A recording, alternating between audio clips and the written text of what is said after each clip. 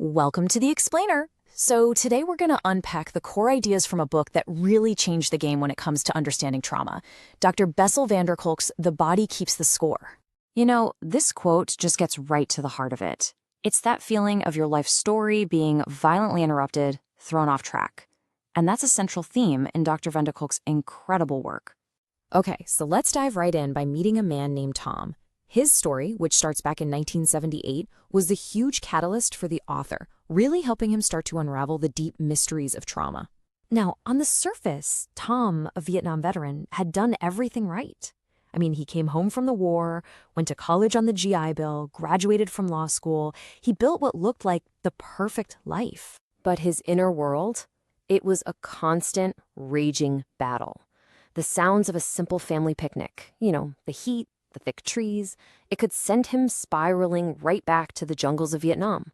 His own kids' laughter would make him so agitated he'd just have to storm out of the house. He was completely trapped in this loop of the past. So when a young psychiatrist, Dr. van der Kolk himself actually, offered him pills to stop the nightmares, thinking he was offering this simple fix, Tom's refusal was just absolutely stunning. And that's the absolute tragedy of it all, isn't it?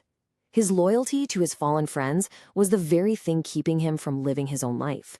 The trauma wasn't just some bad memory, it had become a core part of his identity, a memorial he felt he had to carry.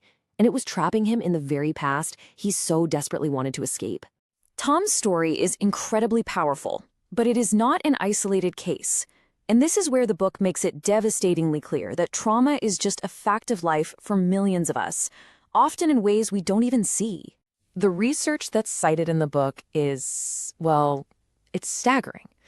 According to data from the CDC, 1 in every 5 Americans was sexually molested as a child. And it doesn't stop there. The book goes on to show that 1 in 4 was beaten by a parent, beaten so badly that it left a mark on their body. And the numbers keep coming. 1/4 of us grew up with alcoholic relatives. 1 out of every 3 couples has been involved in physical violence. When you look at these numbers all together, they paint this truly startling picture of how common these traumatic experiences really are. So this brings us to the book's central paradigm-shifting idea about what trauma actually is and where it lives. The title really says it all. See, trauma isn't just a bad memory that you can talk your way out of. It physically changes your brain's wiring. It recalibrates your body's alarm system to be on constant high alert, and that changes your very capacity to think and feel. You can just see how much this concept resonates with people. It explains so much, right?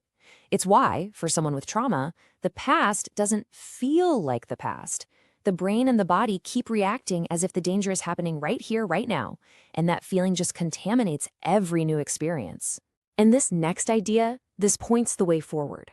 In fact, it is the single most highlighted passage in the entire book.